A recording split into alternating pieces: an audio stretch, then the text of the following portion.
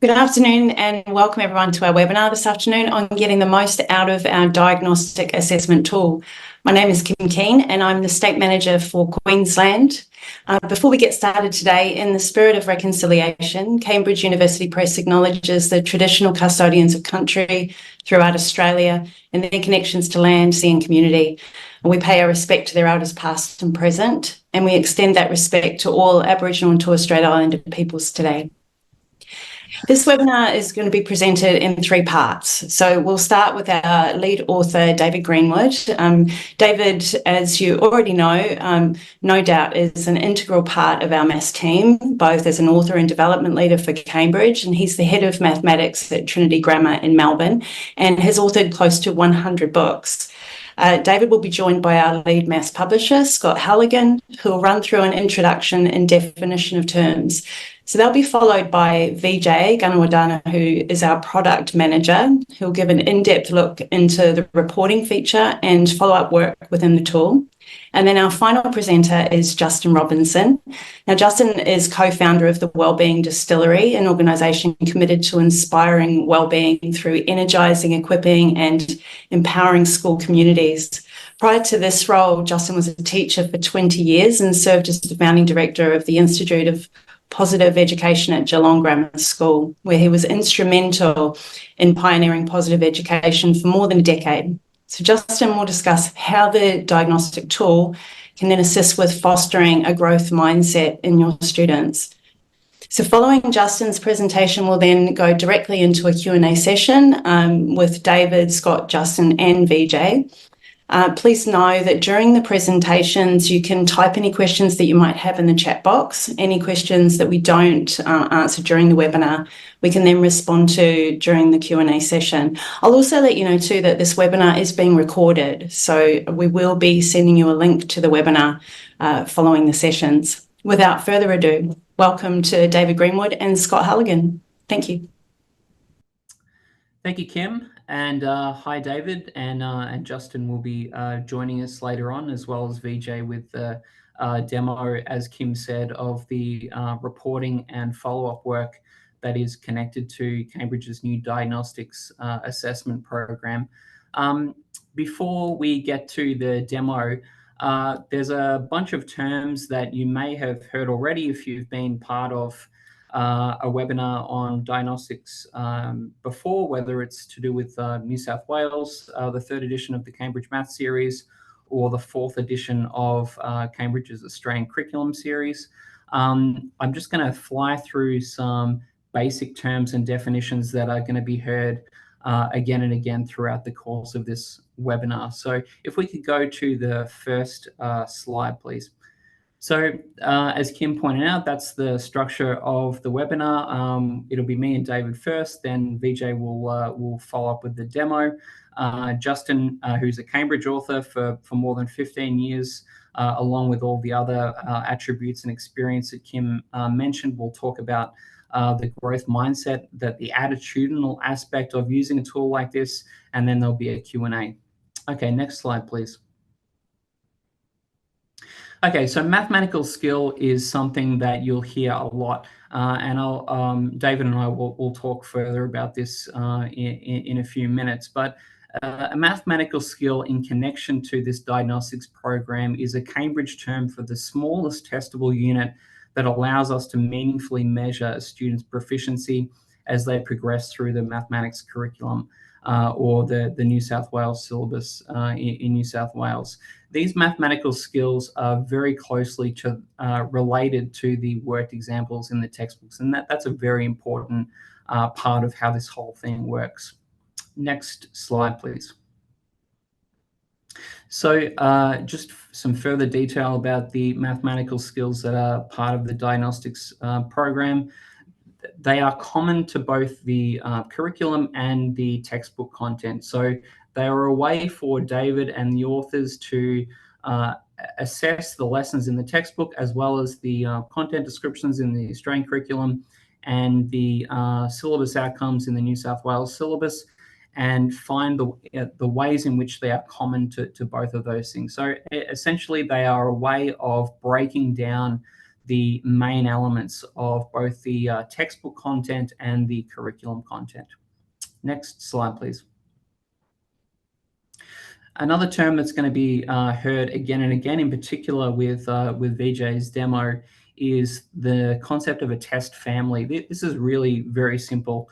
It begins with a unit of learning, so any amount of content that is going to be covered by a set of tests, and a test family is just that set of tests that are set during a unit of learning prior to students undertaking a post-test.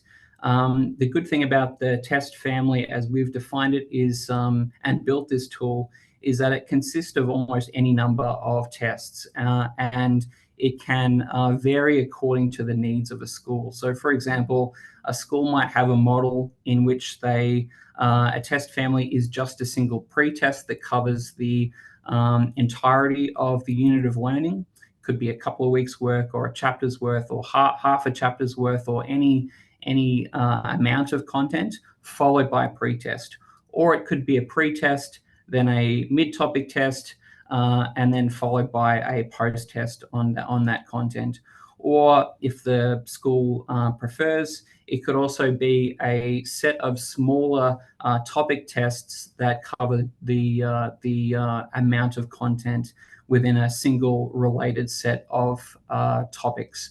So the test family is a really key part of this, and the flexibility that's built into it is a key part of how this whole thing works. Next slide, please. Okay, so here is some information about the question content that is contained in the diagnostics tool, and we'll get David to talk about the authoring experience in a second, as well as how these relate to the mathematical skills. But there are two banks inside the tool of 5,000 questions each. One bank consists of questions related to the tests that are done throughout a unit of learning, and then the second bank is just for post-tests. Each question in the first bank has a twin question in the second bank, and that's a really key part of this. So what that means is that a post-test can be set on the same content as in the pre and mid and topic tests, without the questions being exactly identical. There are 5 questions per mathematical skill, 2 easy, 2 medium, and 1 hard. And as I mentioned, post-tests are automatically generated and consist of twins of the questions that are set during a unit of learning, but a teacher can edit those post-tests to remove questions as well, especially if there are quite a few tests that have been set during a unit of learning. There might be too many, so it's easy for a teacher to remove those. So I think that might be it, but is there okay, follow-up work.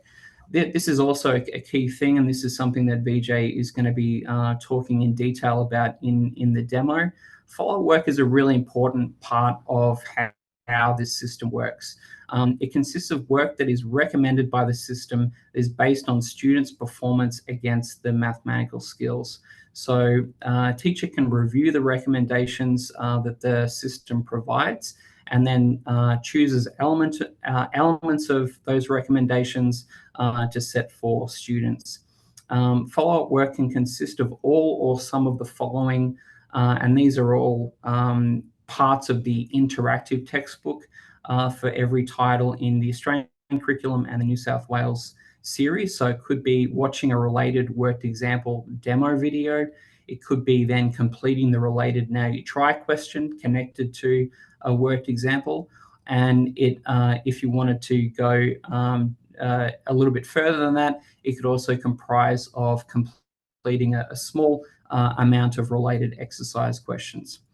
So David, that's a big spiel by me on a lot of terms and definitions and so on. But from an authoring point of view, can I ask you how, in your opinion, as an author, but also as a teacher and head of department, how the tool can support a teacher in when they're teaching their normal program? So if they've set up a program or a scope and sequence, and they've planned out their course using the Cambridge books. How does this tool fit into that picture? Well, thank you, Scott. Hello, everyone. Yeah, look, on behalf of the authors, I think the main reason for creating the diagnostic tool was to provide teachers with a comprehensive but easy to use system to help identify the key skills that students need help with in relation to their current unit of work. So we didn't want to sort of introduce something that was a separate piece of work that students would have to do in their own time somewhere else, but we wanted something that would support their current work. So the idea was not to replace other key forms of assessment like a written test, with multiple choice and extended response questions, say, but provide an auto-marked assessment which can be controlled by the teacher in terms of content, difficulty as well, and also length using a range of filters. The idea was also to provide a tool that blended seamlessly, if you like, into a teacher's existing unit plan. So they didn't have to, like I said before, go off and run a separate operating system or a separate program. But in terms of supporting teachers, teachers, I guess, can use the diagnostic tool to create multiple tests of varying size with the use of the filters to choose the questions that are linked to the skills that you mentioned before, which correspond to whatever area of work that they choose. So if they use the filtering systems, they can, say, filter by the textbook sections, or they could filter by the syllabus or curriculum content. So let me just give you an example. So if say, in one scenario, a teacher wanted to do a pre-test and then a post-test using, say, sections A to H of a particular chapter, then they could do that. And it would select skills that would relate to those particular sections. Or another teacher, for example, might be wanting to test just a few sections or just a couple of curriculum content descriptors. And they could use the filters to do that, and they could do it perhaps somewhere in the middle of a topic and do this multiple times during a unit of work. Then I would say that teachers could use one of the 6 reporting tools at the end to quickly receive feedback on how their students or how their class is going. So, for example, they may wish to identify the key skills that some students or indeed the whole class are having trouble with, or they may wish to obtain a clearer picture on how students are progressing and whether or not there's any evidence of growth. One of the things I think we tried really hard with this little project, creating the diagnostic tool, was to make sure the algorithm used in the background automatically maximises the coverage of the skills selected by the teacher, regardless of their choice of difficulty. So essentially, the algorithm is designed to prioritise hitting all the skills required, depending on the teacher's selection, but also having the desired difficulty level that the teacher chooses as well. And if anyone wants to get into the details of how this balancing matrix works, they can contact David or myself or their rep, and we can talk about how it works in the background. It's a very nifty thing that our author team came up with in terms of ensuring the best possible coverage of the set of content that is being tested against. David, I think we can talk about the notion of students' progress and how the tool can help with that a little bit later on when we hear from Justin and following on from the demo that VJ is going to give in a second, because part of that demo is going to touch on teachers seeing those 6 reports that you mentioned, as well as being able to set follow-up work and how that all works. So let's go to the demo now, and then we'll reconvene after that, and we'll introduce Justin, who will talk about the attitude aspects of applying a growth mindset so that the students and their teachers can get the best out of this tool. Good afternoon, everyone. My name is VJ and I'm a product manager here at Cambridge University Press and Assessment. Today I'll be demonstrating our diagnostics feature with a special focus on how the remediation and reporting aspects work. Okay, now that we're in the resource, the first thing you should notice is that there is the diagnostics feature in the left-hand menu over here. This is a self-contained feature, which means anything related to diagnostics will sit in this feature. You don't need to jump in and out of the platform. As soon as I click into diagnostics, there are 4 tabs running across the top. So we've got a tab for the test families, which is where you can create your test families and the tests for those test families. We've got the test edit option, which is where you can add questions to your tests. We've got the assign follow-up work, and then we've got the reports. Let's imagine the students have completed their tests. Now I've already navigated to the assign follow-up work section to review the remediation sets for my students. So in this default view, I can see all the tests that I've assigned to my students. Each of these include a summary for the percentage of completion, the average score, and the options to view individual results and assign follow-up work. So in this example, let's look at the one at the very bottom just over here. So I'm just going to click on View Results and set up follow-up work. Let's explore the features available here. The screen is divided into 2 panels. We've got one for filtering the results we want to see, and the other for displaying the results themselves. Starting with the filtering options, we can add or remove students from view.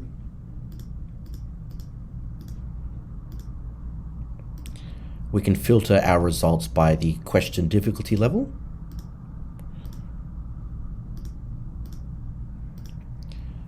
We can switch our view to either the textbook or the curriculum. And lastly, we're able to average out our results based on the hierarchical step in the textbook or the curriculum. So in this example, if I'm looking at the textbook, we can go section, skill, or chapter. Now let's look at the results themselves. Here are the key features. We can see each student's results and their performance for each mathematical skill. We can view their average score. We have the ability to assign follow-up work based on these skills. So this can be done in 2 ways. We can manually select what skills we'd like our students to cover, or we can use the wizard. So the manual option allows us to individually select cells, or we can select entire skills which will be applied to all students, or we can select a student themselves and all the skills will be captured. Now the other option is to use the wizard. So this will ask the platform to generate what skills to cover based on the student performance and an optional upper limit. So this upper limit is there to prevent students who are not performing well to be overwhelmed with excessive amounts of work. So if I limit this to 2 skills, we can click on generate and that'll select all the skills for me. Now I'm going to click confirm, which will take me to the next screen where I can further curate the work I wish to send out to my students. Each mathematical skill is directly tied to a specific set of work. Here I may choose to include only certain types of work. So for example, in the table below, I can expand each of the students and select or deselect any of the aspects I wish to include in the follow-up work to my students. This provides flexibility in determining the appropriate volume of work for your students. Additionally, I've got the option to add in individual comments to my students, or I can add in a class comment. And once I'm happy with that, I can finally click on Assign. So this will appear in the student accounts when they log in. Now, before we move on to the reporting, I really want to briefly touch on what the assigned follow-up work looks like for students. So I have switched over to a student account. And the first thing you should notice is that there is a follow-up work icon in the My To-Do list widget, and they'll also receive notifications in the sidebar here. So if I click on this follow-up work, or if I click on the follow-up work in the side menu, we should be able to see all of the work that's been assigned by their teachers. So we can click on View Feedback. This will highlight what the students need to cover. And one of the most important features here is that we can click on Start Follow-Up Work, which will open up a widget in the sidebar. and it shows exactly what the students need to do. So these are actually links that will point the user to specific sections of the interactive, and then they can refer to this widget as they progress through the follow-up work. Okay, so now I've returned back to the teacher account and I've gone straight into our reporting feature by clicking on the Reports tab. The reporting feature has a total of 6 reports. There are some common features amongst some of them, and there are some unique features to some of them as well. Now, each of the reports is split into 3 panels. We've got the content selection, the refine or filtering options, and then we will have the reports or results themselves. I'm going to start with report 1, which is at the heart of our reporting suite, and this is results by question. So to show off the features, I might actually generate a report first. So we select our report type from the drop down here. We then need to select the test type. I'm going to click on Term 1 2024, and by default, all of the pre-tests that are included in this test family are selected. So if we don't want to have all of the tests in here, we can deselect any of these options. I'm going to keep them in for now, and I'm going to click on Generate. Now, as soon as I click on Generate, the results panel will populate with all the results for those students and classes. If we scroll a bit further back up, let's go back to the refining panel. And from here, I'm just going to show you what options we do have. We've got a classes option. Now, if you've assigned your test families to multiple classes, then you have the option to remove the classes from this view. Now, I've only assigned it to one class, so I've only got one class in here. But I also have the option to remove students from the view. So if I scroll a bit further down and I click on this drop down, at this point, I can deselect any of the students to remove them from view. But for the demo purposes, I'm going to keep them all back in. Additionally, we do have the option similar to the follow-up work where we can filter the table of results by the question difficulty. So if we only want to see level 1, we can click on level 1, and that refines our results view. Again, I'm going to keep all of those back in. And now let's go to the actual table of results here. Starting with the key. So we've got a number of options here. We've obviously got correct and incorrect. We've also got the I don't know option. So when students are completing their tests, they don't necessarily have to click the correct or incorrect answer. There is an option for them to click I don't know. This is something that we would encourage so that it doesn't skew any of the results, and it allows for teachers to provide more accurate follow-up work. Now, looking at the table of results, we can see all of the tests along the top, and we've got each of the individual questions for each of these students. So if I want to look at an individual question answered by a student, I can actually click on one of these cells. Now, when we open up this panel, we should be able to see what the students actually put in as well as the correct answer. Now, alternatively, if I want to see a student's entire test, I can click on this button here. So this will open up a complete PDF of the student's test as well as their correct answers. Now, I've got the option to generate the PDF from here and download it. So if I wish to include it in parent-teacher interviews, I can do that as well. Now, finally, if our reports don't capture the needs of your internal reporting for your school, we do have the option to export these results as a CSV or a PDF. Now, the benefit of exporting it as a CSV is that you can transform the data into whatever visual needs that you might have. So what I'm going to do now is I'm going to jump onto report 2, which is results by skill. Now, this report is very similar. The key difference between this is that it allows you to average out the scores based on the textbook or curriculum view. Again, similar to what we had in the assigned follow-up work. So if we don't want to view individual questions, but we want to get a bird's eye view of how our students are performing against a mathematical skill, a textbook section, or a chapter, this is the report to use. Now, again, I've got a number of filtering options, which are basically the same as what we saw in report 1. But again, the key difference is we get to toggle between the views. So we've got textbook and then we've got curriculum. We've got our key here so we can see how our students performed at each of these intervals. And again, if we wish to export these results, which includes the headers, we can do that as a CSV or a PDF. Alrighty, now let's touch on the remaining reports. So I'm going to switch over to report number 3, which is test comparison. This gives me a visual preview of how my students have gone from pre-test or mid-test to the post-test. You'll notice that there's some additional filters which include what content we want to include in this view. So one of the benefits of this report is you can refine the results by the actual content. We do have the option to remove trend lines, such as the average line, as well as the growth or decline themselves.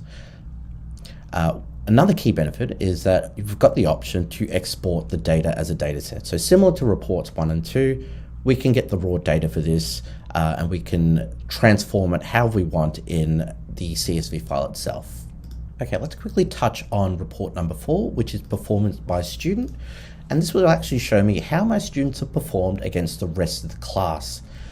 So we have a view for each student and we can see how they've gone in the pre-tests as well as the post-tests, and we can see how they've performed against the rest of the class with these average indicators. Now, as with the other reports, we can toggle this view into the textbook or the curriculum. So if we change the curriculum, you can see that this changes on the left-hand side over here. And we can also average out these results. Okay, I'm now going to move on to report 5, which is score versus time taken. One key aspect to highlight is that each question in the test that the students take is actually timed. So the time taken for each question forms the basis of this report. So this will allow us to analyze how student performance correlates with the time that they spend on each question. And when I click on generate, like I already have, the results component highlights a few key items here. We will see a 4-quadrant representation of student results. So these quadrants are created using the 2 average lines. We've got 1 for the average score and 1 for the average time taken. So each student is then plotted into one of these 4 quadrants for both their pre-test and post-test, as you can see by the key here. And then the visual representation helps us observe student performance in terms of both percentage correct and the time spent relative to their classmates. Additionally, we can hover over each of the data points and inspect the numerical results. Another useful feature though is that what we can do is we can go back up to our filter panel and we can actually remove some of the students. So for example, if we want to see how our students are going for a subpart of the class, we can do that. And when we remove the student, it'll recalculate the lines and re-render the graph. Additionally, again, we've got the option to look at the data set itself and we can export that as a CSV. Okay, now moving on to the 6th and final report, we've got growth versus attainment. So similar to the previous report, the results component will split the graph into 4 quadrants. This time the quadrants are created using the average score and the average growth of the class. So growth is calculated as a percentage between the results of the post-test versus the pre-tests. And this representation allows us to visually assess how students are progressing in terms of both their overall attainment and their improvement over time. So by examining each of these quadrants, we can identify patterns such as which students are high achievers who show significant growth or those who might need additional support relative to their classmates. Again, we've got the option to hover over the plotted points and we can inspect the numerical results of the student. And we also have the data set again at the very bottom here, which can be exported as a CSV. Okay, that does bring us to the end of the demo. So thank you so much for watching, everybody. If you need additional support, please don't hesitate to reach out. We do have a lot of support on our YouTube channel as well as our help sites. Thank you. Hello, everyone. Lovely to be joining you all this afternoon. And thank you, VJ, for that comprehensive view of the diagnostic tool and the 6 reports. Such helpful resources the author team feel, and it's been great to get the feedback on the value of the diagnostic tool. What I'm here to talk to you this afternoon about is something I'm very passionate about, and I know you are as well. And because one thing is the tools and the resources we have, but gosh, an absolute critical component to help young people succeed in mathematics is their own sense of self-belief, how they feel about their learning, how they feel about their progress. And so for the next 10 or 15 minutes, I'd just love to chat to you about some ideas. It's not enough time to share even 10% of my passion for it, but it certainly, hopefully, can give you some ideas and resonate with you and your commitment to your students. So fostering student self-belief. I wanted to start with this quote from Alfie Kohn, who many of you may know. He's written now, I think, about 14 different books, in some ways critical of education. And one of the statements he says, and I believe strongly in this, the first thing about achievement is not focusing on achievement. And the danger when achievement or the goal is our kind of main or sole focus is it can have some unintended consequences. And some of those can be that actually we become more competitive and the environment in the classroom is more competitive than collaborative. It can reduce intrinsic motivation and kind of lead to the opposite of what you're wanting, which is a love of learning. And for your students to have a love of learning of mathematics, it can increase the stress and the anxiety and actually do the opposite of what you're wanting to do, build a sense of calm and confidence and interest and intrigue in your subject. So if we're not meant to focus on achievement, because that sounds a bit counterintuitive, like surely that's what we're here for, to focus on the achievement of our students. And of course we are, but achievement should be able to look after itself if we can help our students focus on 3 other areas I'm going to suggest. There, of course, are more areas, but with the time, I thought I'd limit it to 3. So if we shouldn't focus on achievement directly, what should we focus on? Well, I'm going to propose that we firstly focus on the student's sense of self-belief, their ability. And then I'm going to suggest that we focus on the student's passion and interest for the subject. And thirdly, I'm going to suggest we really focus on helping them see their progress. And I think the diagnostic tool is a great way for helping us there. So firstly, to self-belief. The image I've got here is purely an image, of a brain, and the field of neuroscience and the discoveries of neuroplasticity and neurogenesis gives us evidence, clear evidence, that our brain can and does change. And not just as a young teenager, but also as adults, which is a great thing and great news for us. And this links to the words, and you heard Scott introduce it and Kim earlier, about a growth or fixed mindset. And this is the work of Carol Dweck and others, and I'm sure many of you are familiar with it.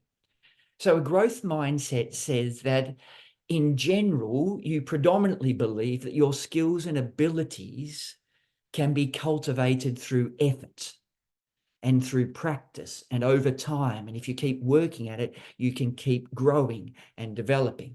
Where a fixed mindset says predominantly, I think my skills and abilities were kind of innate. I was kind of born with them. They were fixed a bit due to my genetics. And it's not just that if you have a fixed mindset, you think that you're not particularly intelligent. You can be a fixed mindset, think I've just born very lucky with my genetics and I have, I'm able to grasp those skills quite easily. So it's not about your performance levels. It's your belief of, do you believe you can cultivate and grow your skills and abilities, or are they a bit fixed? And the classic about this fixed and growth mindset is it predominantly is a self-fulfilling prophecy. If you believe that you have the ability to grow your skills and abilities, then you do work hard at it and you try and you lean into the diagnostic tool and those reports and the feedback, and you try to work on that specific micro little skill, the mathematical skill, and you work on it. And because you work on it and you ask for some help and get some feedback and practice more, then not surprisingly, you find that you can do it. And the diagnostic tool then says that you can do it, and the test results show that you can, and you feel that you've grown and you've been self-fulfilling prophecy. I thought I could, and I could. And then conversely, with a fixed mindset, you kind of go, well, what's the point of trying? Like, I'm not born very good at maths. So therefore, you don't try as hard, whether in class or outside of class. You don't kind of ask for help as much. It kind of feels pointless. You don't try doing the mind mapping. You don't try to do any new strategy or technique because you think it's kind of a bit of a waste of time. So you don't do much because you're a little bit disengaged and you feel a kind of sense of hopelessness. And therefore, not surprisingly, you don't improve. And so again, it becomes this self-fulfilling prophecy. So what our challenge is as teachers is to ensure that our students are aware of neuroplasticity, that they do know that the brain can change, that they do know that we can develop these skills and abilities. In some ways, one of the fun things I used to do with my Year 7 maths classes at the start of a year, I'd say to them, 1, 2, 3, 4, 5, 6, 7, 8, 9, 10, 11, 12, 13, 14, 15 in our first lesson. And my students would look at me and go, well, this is weird. My Year 7 maths teacher can count. Well, that's probably a good start, but it's a bit of a weird person I've got here. And then I'll turn around and go 1, 4, 9, 16, 25, 36, 49, 64, 81, 100, 121, 144, 169, 196, 225. And this kind of then just confirms that they've got a weird teacher. But it's kind of, they go, wow, how does they know those numbers? And I then say to them, maybe I'm partly showing off, but I'm not trying. I'm trying to then say to them that you weren't amazed that I could count to 15, and you're a little bit amazed that I knew the first 15 squared numbers. That's just because I've taught maths for 20 years and I do this every year, and I think it's a fun little party trick, and they think, again, I'm weird. But the idea is you're no more amazed that I could count to 15. I could have thought they were the first 15 numbers. So this is just helping the students go, I wonder how quickly you can say the first 15 squared numbers. I wonder if we even practice that together. I wonder if we can get it under 5 seconds or under 10 seconds. And suddenly all I'm saying to them is I've built a neural pathway that is just very quick at going 1, 4, 9, 16, 25. I just know those numbers because I've just repeated them a lot. And so this is kind of my fun way of helping us. We're going to practice a lot throughout this year. We're going to deliberately challenge you. But you're going to get better at it. You'll get quicker at it. It'll become clearer. You'll make connections between new neural pathways and so on. So the challenge of helping our students believe in themselves is something I feel very strongly about. And my closing little slide on this one first skill is this beautiful phrase that I love. And I think it's helpful for teachers, it's helpful for parents, it's helpful, of course, to the student. And this is this line, and I'd happily put this up as a poster in my maths classroom. Be prepared to be surprised. As a student, be prepared to be surprised. Who knows what might enlighten in you this year? Who knows, with more practice, with a different approach? Who knows? Okay, you got what you got last year, but be prepared to be surprised this year. And for me as a teacher, yes, I'm important. I know a little bit of the history of the student and understand some of their journey, but don't assume then that you know their ability or you know their potential. Potential is unknown, unknowable to the student, to the parent, to the teacher. Instead, let's be curious. Let's be prepared to be surprised about the learning. And as passionate teachers yourself, you'll have some beautiful examples of students you've taught and you've then seen either late growth or development or amazing growth, and students who were struggling in lower secondary then going and doing all sorts of maths degrees in university and so on. I'm sure you've got some of those examples. So that's the first one. The second one says, what about passion? Because sometimes the reason the student don't aren't working as hard in class or outside of class is they're not that passionate about it. And of course, that's not easy, but that's our responsibility as a teacher. How do you help them to find a passion for it? And I think in many ways, your passion rubs off on them. And so, but I'm also kind of curious, and the question I pose to you is, what's your hook? How do you plan to hook your students into the chapter on decimals? And how do you plan to hook them into the chapter on fractions? And what about when we get to statistics? What's going to be the angle or the way that you're going to approach it that's going to kindle curiosity in the students? I want to learn more. Wow, how do you do that? Gosh, I'm looking forward to learning that in this chapter. And I understand how the benefit of, gosh, and I can see the application for it. So the second one about passion says, what's my hook? And the third one is about progress. And you can see in this image of this girl here in the classroom, like, to some extent, every single human loves the feeling of progress.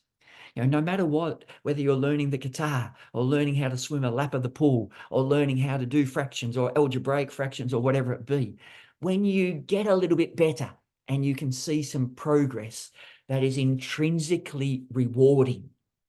And so interestingly, because to some extent, and this next little and closing little quote that I'd love to give you is, I encourage you to help your students also measure the gain, not the gap. And this is almost, in contrast to the diagnostic tool, because the diagnostic tool to some extent is measuring the gap, what you don't know. And that's important because once you know what you don't know, you can work on it, and then we can. So of course, that's a very helpful tool, but it can also help students feel like there's always a gap. There's always things I don't know. And that's why we've got in there that you can set it to an upper limit of only 2 or 3, so a student doesn't get overwhelmed. But helping students also see their progress. I've never actually done it myself, and I kind of wish I had, but I never have. Have I ever given a year 10 student a year 7 maths test? And I haven't. But sometimes a year 7 student who got a C in mathematics and then got a C in year 8 maths and then a C in year 9 maths and a C again in year 10 maths, they think they've never improved. Where of course they are significantly a stronger mathematician, but because they got C, C, C, C, they think they haven't gained at all. And so maybe giving them a year 7 maths test just for a little 15-minute part of a lesson and go, gosh, I bet you didn't get that sort of score in years. Look how easy that is for you now, that aspect of it.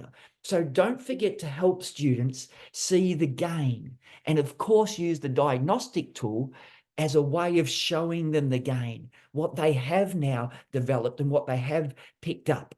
So kind of both, and that paradox of helping them with the gap and also helping them with the gain. So they're the 3 little things. I just wanted to finish with a few minutes of giving you a fun little challenge. And if you would ever like to use this resource with your students, get in touch with us and we'll share the slides with you. It's called the numbers game. Now, if I wasn't doing this with a group of maths teachers, already half of them would have turned off. But you guys, I'm sure, are going to bring this on. What's this numbers game all about? Now, interestingly, just when I tell the students, oh, we're going to do this numbers game in your classroom, half the student might have turned off. And that's understandable and just part of the challenges and the joys and beauty of being a teacher with a mixed ability kind of class. So here's the numbers game. You're about to see a slide with the numbers 1 to 100. And I know you won't be overwhelmed. You'll be loving it. What your challenge is, you can see the slide here, is you go and madly search for the number 1. When you've got it, you circle it, of course, just in your mind. And then you go, where's number 2? Find number 2. Found number 2. Now, of course, you've got the hang of the game. Where's number 3? I've found that. Okay. I'm taking that off for a second because some of you are already getting ahead of it. I'm going to give you a 30-second challenge. 30-second challenge. It's going to be exactly the same numbers where they were. 1 will still be there. You've got to circle it, madly see how far you go in 30 seconds. It's on. We're running. I don't know if I should be silent. I don't know if I should be annoying you and putting pressure on you. Go, shut up, Justin. I'm trying to count. I can't find number 5. I'll be quiet for a little bit. We're at the 12-second mark. 15 seconds. 10 seconds to go.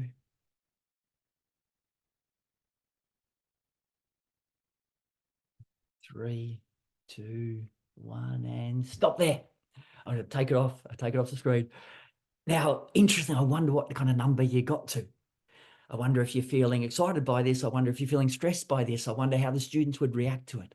I'm about to give you another go. Why? Because practice makes perfect. Or so they say. To some extent, practice just makes permanent. But we get the idea through practice. I wonder if we get a bit quicker. Same numbers, exactly the same spot. Another 30 seconds. Are you ready? Go. Start at 1.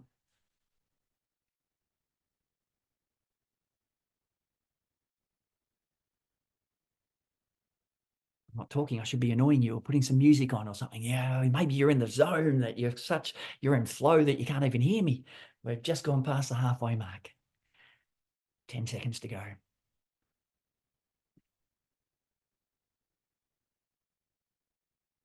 Three seconds. 2, 1, and stop there. Well done. Now, I don't know, did you get any further? Were you a little bit more tense? And I wonder if you could turn to a classmate and then talk about some strategies or ways to do it. Now, in some ways, what we say a lot and what people misunderstand growth mindsets to be is it's all just about effort. Carol Dweck suggests it's not just all about effort.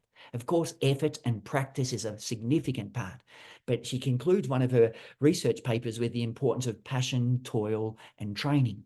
The passion part we've spoken about, the toil is the practice. And in some ways, I'd love to give you another go and then give you another go.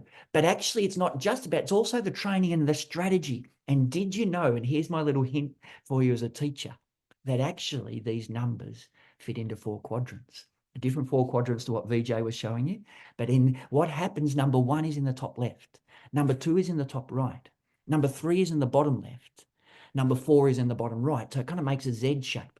And you'll see number 5 in the top left. Number 6 in the top right. 7 in the bottom left. So suddenly now, sometimes, this comes through the textbook, sometimes through the worked example or the video, sometimes from the teacher directly, sometimes from your classmate. Suddenly you go, is that how you do it? So suddenly it wasn't just working harder by myself. It was maybe asking for some help and asking again. And suddenly I've now got a new strategy. So I am giving you one final 30 seconds. You're going to start, but you've now got a new strategy and approach to it. See how you go. Your 30 seconds and final time starts now.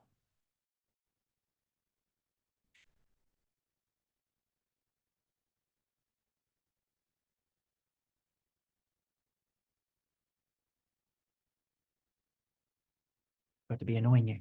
It's a 15-second mark. Half your time's gone. 10 seconds to go. Can you get a bit further? Some of you may be loving this. Others of you have switched off. Who knows? And 3, 2, 1, stop there. Well done. Well done. The numbers game, a fun little one, interesting about passion, practice, strategy, trying to give those things in a fun way as a message to students. So in recapping, we do encourage you to focus on your students' sense of self-belief, their passion, and to help them notice and see their progress. You remember, as humans, we have a negativity bias, and that makes it very easy for us as a teacher, for the students, to dwell on what's wrong, to dwell on their mistakes, to not feel particularly adept or skillful at things and focus on what we can't do. Our brain's very good at that. As a teacher, we need to help our students focus on what they can do, their sense of belief, their passion, the progress they're making. The use of the diagnostic tool can help that. And then the achievement will hopefully be looked after by itself. Thank you very much. That's my little piece done. I think we've got a Q&A session now if there are any questions that we can help you with. If you've got any interest in support curious about the Wellbeing Distillery, then of course, please be in touch. Thanks very much. All right. Well, Justin, thank you so much for that presentation. It is it was really important to ask you to come along and speak about all this because we've worked hard on the development of the tool and all the different features, and we'll get to some of these in a second when answering some of these questions and how everything works and the technical aspects of how this whole system functions. But it's only as good in some ways as the attitude that one has when as a teacher, but also as a student. And one of the most important things when we were developing this right at the start that we had in a list of principles, guiding principles, was that fostering this kind of mindset and helping students to take ownership of their learning. was a really critical part of it. So something I want to just get you to speak about very, very quickly while we get to some of these other questions, Justin, and David as well, is the way that the follow-up work is sent to students within the diagnostic tool is structured as follows. Students don't automatically see all of the things that they got wrong or how badly they've done in a pre-test on things that they haven't seen before. But what they do see is a list of skills that they can do well, things that they've performed well against, then a list of things that they can improve on, and the amount of those is defined by the teacher, as you've mentioned. And then thirdly, what can I do about it? So it's that was a really critical part of it. So can I ask you to just talk about that the structure of focusing on the things that you can do well, then phrasing what happens next in terms of what can be improved at, and then the practical steps that a teacher can have with a student about what they can actually do about it in order to show improvement, not necessarily in comparison with their peers in the same class or their friends or whatever, but just from a personal point of view, how they can focus on what happens next. There we are, back online. Thank you, Justin. Just a point to start off with, I think because the follow-up work is directly linked to the things that they've been doing during the unit, and that, they're linked, as Scott said, they're linked to the examples and the now you try, and they're also linked to selected questions from the exercise. That the hope is that the students and teachers won't find this follow-up work as a distraction from their current unit, because it's part of their program. And if you were naturally trying to revise for a test, for example, then you would do these things anyway. You'd have a look at the examples, you'd try the now you tries, and you'd make sure you do the exercises. So as authors of this, we wanted to make sure we weren't sort of loading too much onto the program or onto the students' homework. We really wanted to make it part of their existing platform. And what about the language, Justin? Yeah, the part I'd love to add, Scott, is certainly to mention to teachers, this is not easy. Yeah. And maybe in my short 10, 15-minute little kind of presentation, it sounds like everyone can just get, enthusiastic and be passionate about maths, and they'll measure the gap and measure the gain and so on. It is challenging. And we also understand that as humans. Like, I could get 50 emails today, but if one email's a negative one, that's the one I'm going to think about tonight. And we know that, and your example of what that is, and about the kind of the positive feedback sandwich, which means, they start off saying a few nice things about me, and then they kind of hit me with that, and then they kind of, before I leave for my annual review, they kind of give a nice little comment on the way out, but you still only remember the negative. So we're all human and have got a need to kind of feel like we're progressing, and they need a relationship with you. Because they don't have a relationship with the diagnostic tool, they have a relationship with you. And so then your ability to, support that student to identify. And I really say, did you see what they said you're going well at? Can you see the work that you do? And, in general, if you're going well, you're quite happy to see your mistakes because you want to go weller. If that's, I don't think it's a word, but that's what you want. And if you're not going well, you don't, but you really want to go, at least tell me I'm doing a few things right. And so. And sorry to cut in, Justin, but that, using this tool, there will always be examples of past progress that can be pointed to as evidence that this is possible.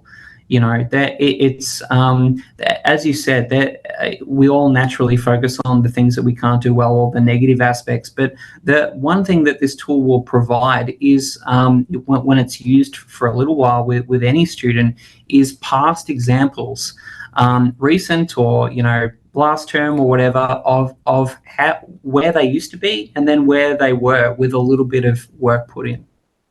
And I think, Scott, also, because the mathematical skill, the smallest unit, then that also is quite a small kind of intervention, for want of a better word, that a teacher, and of course I know the teacher got limited one-on-one time and so on, but for shifting a student with one mathematical skill might be the evidence on that day that something clicked, and that little bit of progress. So yes, I think it's challenging. I admire the work we all collectively try to do for our students, and I certainly believe the diagnostic tool can be a really helpful addition. All right. Now, thanks so much for that, Justin. So we've got a couple of questions here, and some of them are technical. So I'll enlist VJ's help with a couple of these as well. And some of them do touch on aspects that you've spoken about and David has spoken about. So first one, this one is for you, VJ. I think it's fairly straightforward, but I'll let you answer it. Can teachers share test families with each other? Yes. So right from the get-go, one of the, I guess, principles that we wanted to make with this feature is that the burden shouldn't fall under a single teacher within a school. So we do have the privilege of allowing teachers to share not only just tests, but an entire test family with any other teacher in the school that has been allocated to that school. Yeah. And we know this because one of the big reasons behind the push for this feature is that we've had it in the past. Regardless of diagnostics, we've had, exam or test features. Teachers would like to share like the tests or information that they've created in the past, and they'd like to share it with the teachers within the school. So at the moment, yes, it's absolutely possible to share that. Yep. And another technical one before we get to a few other things. Is there a limit to the number of classes that a test or a test family can be assigned to? No. There is no limit. It is purely a judgment call on the teacher of how many classes they would like to assign it to.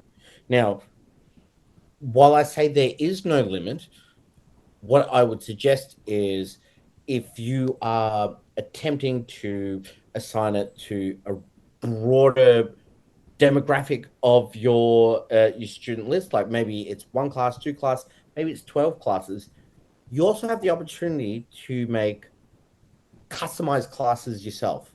So you don't have to have it specified to, year 7A, year 7B. You can have year 7 and year 8 together. It is completely up to you how you structure your classes. So no, there is no limit. Okay, thank you. All right, so here's an interesting question, and we've got really a couple of minutes left. So we'll go a few minutes after, so that we can get to the rest of these questions really quickly. But we obviously understand if people need to head off right at 5 o'clock. Okay, so the next one. When students finish their test, do they have access to the work solutions or just answers? Okay, so the answer to that is they don't currently have access to either of those. This is not like doing a quick quiz or some other kind of formative assessment, some auto-marked quiz elsewhere in the interactive textbook. That is not the purpose of this.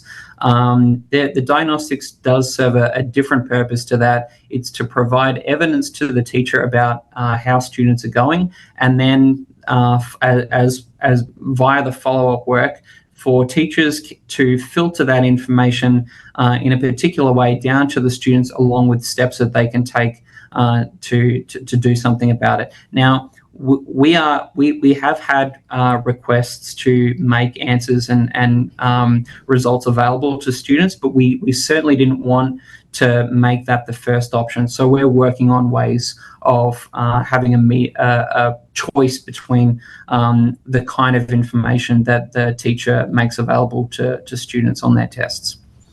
Okay, next one. Is there a way to use the question banks to create starter activities, approximately 5 questions from previous topics? I might throw that one to you, David. That's a really interesting one. It's not necessarily the way that this was designed, but I can't think of a technical reason why that wouldn't be possible. I think it is possible because you could, as VJ said, it's unlimited in terms of how many tests you make. So you could filter just down to one section or one lesson if you wanted to. You'd obviously have a lot of data being collected, but you could actually do that. However, There are other things that teachers could use if they wanted, say, a skill sheet for each lesson, and that they could look at some of the new features of the titles where there are skill sheets for each lesson that are available. So there's a lot to choose from there, or they could even use some of the existing quick quizzes available as well if you want that granular type of assessment or per lesson or per section, if you like. Yep. And just to add to that, we anticipate people coming up with all kinds of creative ways of using the functionality within this tool, because it is so flexible that we didn't even think of. So that is an example. Here's another technical question, but I think the answer is fairly straightforward. So I'll take this and BJ can chime in if the answer is different to what I say. The question is, can other teachers from the same school access tests set by other teachers? So the answer is yes to that. Will we get this as a recording to be able to watch again? Yes, absolutely. The recording of this webinar will be made available to everyone who registered. Another question related to something we touched on earlier: can students get instant feedback? The answer is not currently, but we're working on different ways of making that possible because of requests, but it's designed, if you can think of students being set a pre-test on things that they have not yet done before, can't really do well before, or that is unfamiliar to them, and getting most of it wrong. We didn't want to build into the tool to make a whole heap of incorrect responses available to the student because and risk total demotivation. So students do get feedback, but it's always filtered through the teacher via the follow-up work. And obviously the teacher can look at the different kinds of reporting. They can export all that data and look at it in different ways and have conversations with students and their parents. As head of department, I want to develop collaboratively test sets and share with teachers. I tried this, but it would not let me do this. That's from David Mark B. David, please get in touch with us via your education sales consultant, and we'll sort that out.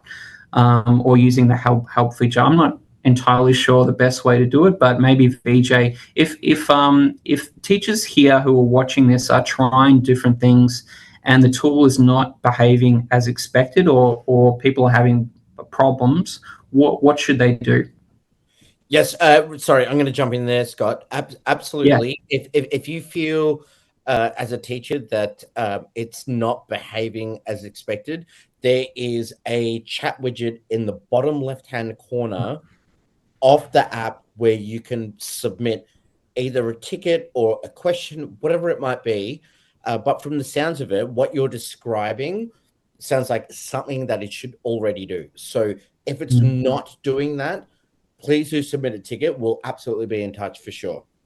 Yeah, okay, excellent. And one final question here. Can we use the same test family again the next year? Now, I assume that means use it again with the next cohort. So if you're setting tests for year 7, you can use it again for the next year 7 on the same content. Yes. So yes, that is absolutely you can. So basically, when you guys create a test family or a pre-test, a mid-test, post-test, whatever it is, it's absolutely decoupled from the recipients that you try to assign it to. So for example, if you want to, if you want to schedule out a full diagnostic schedule for, say, term 1, you can absolutely repeat that same set of work for the students in the following year. They're completely decoupled from the students that you assign it to. The idea is we don't want to make you repeat work you already have done. You know, create these skeletons, create these schemas, save them to your test bank, which is what you would have to do. And if you assign it for 1 year, you don't need to recreate them for the next year, unless, you know, you need to curate the questions that are within those tests or test families. The point of this is it's not to replace a teacher. It is to expedite the process of how you diagnose your students. Yep, exactly right. Okay, so that is the end of the questions that came in through the live chat. So I just want to, Kim is going to jump on in a second to close things up, but I just want to personally thank David Greenwood and Justin Robinson, two authors that I've worked with for a really long time, and just listening to you both talk makes me reflect on how lucky I am as someone running the maths program here at Cambridge, as well as other people who work here, VJ, who was instrumental in building the tool. How lucky we are to have both of you and our whole author team as part of our family of Cambridge authors. We're just very, very lucky. And thank you to you, VJ, for the work you put into the demo. A couple of very, very quick remarks. We didn't go through some of the basic aspects of the diagnostic tool this time because we've done previous webinars on that. So the whole process of creating tests and building a test family, all those kinds of things. If you're interested in that, go onto Cambridge's website and YouTube page as well, and take a look at the prior webinars that we've put together on those aspects. And there's also a fairly comprehensive help suite of resources on those kinds of things. And of course, you can also get in touch with your sales consultant as well. So now that we're 6 minutes or 7 minutes past the hour, thanks again to Justin and David and VJ, and I'll handball back to Kim. So just from me, on behalf of Cambridge, thank you to everyone involved this evening. Justin, so inspirational. Thank you so much for that. David, as always, wonderful to have you with us here. VJ and Scott, a huge thank you to you all. And thank you to everyone else for taking the time to come along tonight. And I really hope that you all have something of value that you're leaving the webinar with this evening. I know that I do. Again, I'll just repeat it, that you receive a recording of the webinar. It's going to be in a link form. It'll come in an email along with some how-to guides, links to those and videos. There's also an option there for you to share some feedback or any questions that you might have from this evening. And we'd really love to hear from you. That feedback goes somewhere and we actually do something with it. So it's really vital information for us. If you can share anything that you have that you would like us to know, share away. We're open to it, please. On behalf of Cambridge, stay safe, enjoy your evening, and all the very best. Take care.